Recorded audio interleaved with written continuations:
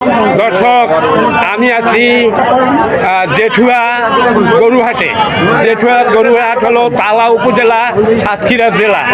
তালা উপজেলা থেকে 10 টাকা ব্যান ভাড়া লাগে এই হাটে আসতে দক্ষিণ দিকে। এখানে প্রতি মঙ্গলবার গরুর হাট বসে। বিভিন্ন আকৃতির গরু এখানে পাওয়া যায়। এ হলো কয়রা এবং পাইকগাছা এলাকার গরু।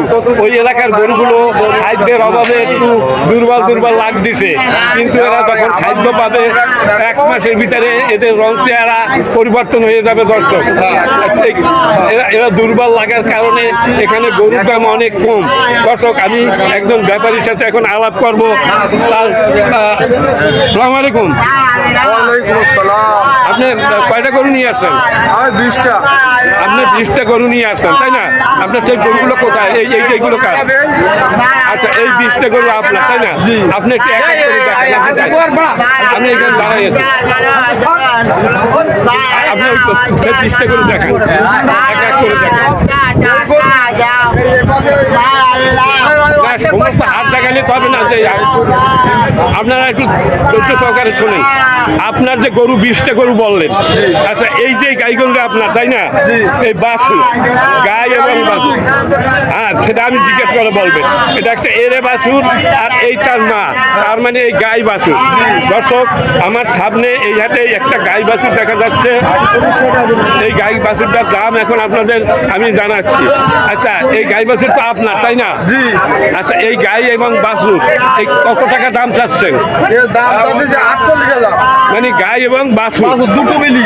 আচ্ছা, এটা তো মনে হয় কেজি খানিক দুধ হয় মনে হয় নাকি? এটা তো এই অঞ্চলের গরু, কয়রা এলাকা। খাওয়ার অভাবে জীর্ণ শীর্ণ অবস্থা। আচ্ছা, খাওয়ার অভাবে সেইটা বলেন যে এখানে খাদ্যের খুব অভাব। খাদ্যের খুব ঘাটতি, লবণাক্ত এলাকা, এই জন্য খাবারের অভাবে এদের জীর্ণ শীর্ণ অবস্থা। জীর্ণ শীর্ণ অবস্থা। তবে আমার মনে হয় যে এই খাওয়া দাওয়া ভালো পাইলে 1 মাসের ভিতরে রং খাওয়া দাওয়া ভালো পাইলে ওর শরীর স্বাস্থ্য 1 মাসের ভিতরে পরিবর্তন হয়ে যাবে, চেনাই যাবে না কোন গরু। আচ্ছা দর্শক, এই যে দেখেন, উনি এটা কত হলে বেচছেন আপনি এই গরুটা? ঠিক করে বলেন। এটা আমি 44 হলে ব্যস্ত। এই গাই বাছুর 44 হলে, দুটো মিলি 44 হলে বিক্রি হবে। দর্শক, এ যদি আমি একেবারে হলফনামা আজ দিয়ে বলতে পারি, আমি দেখতেছি এই হাটে বহুদিন ধরে ভিডিও বানাই। এই গরু যদি ভালো খাবার পায় 1 মাসও লাগবে না চেহারা। সাথে সাথে পরিবর্তন সাথে সাথে মানে পরিবর্তন হয়। খাদ্যের অভাবে এই অবস্থা। এই একটা বাছুরের দাম কত চিন্তা করেন? একটা বাছুরের দামই তো 20,000 টাকা। তাইলে এই গাই গরুর দাম কত বললো? হ্যাঁ, ওইটা হিসাব করে দেখেন। দর্শক, এই হাটে এইরকমই দাম এই গরুগুলো। কয়রা এবং পাইকগাছার গরুগুলো এই অবস্থা।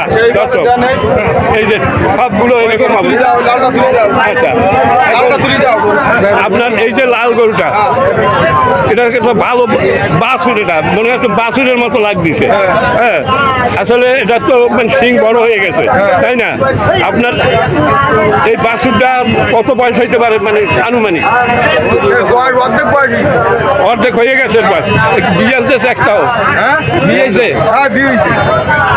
মানে বাচ্চা 2-3বার বাচ্চা দিছে। দেখেন দর্শক, তারপরে রং চেহারা মোটামুটি ভালো আছে। আচ্ছা, এই গরুটা আপনি কত চান দাম? এটার দাম হলো 58,000, 58,000। ওই তো 58,000 একই, 58,000 টাকা এটার দাম চাচ্ছেন আপনি, তাই না? এটা কত হলে বিক্রি হবে? 53-54 হলে ব্যস্ত না? 53-54 হলে এই গরুটা বিক্রি হবে। এই গরুটা একটা দারুণ গরু। ওনার যে কটা গরু এখানে দেখা যাচ্ছে, উনি সুদর্শন বলছে, আসলে সুদর্শন গরু। একটু ঘুরেই দেখেন তো দেখি। সুদর্শন সাহেব একটু ঘুরে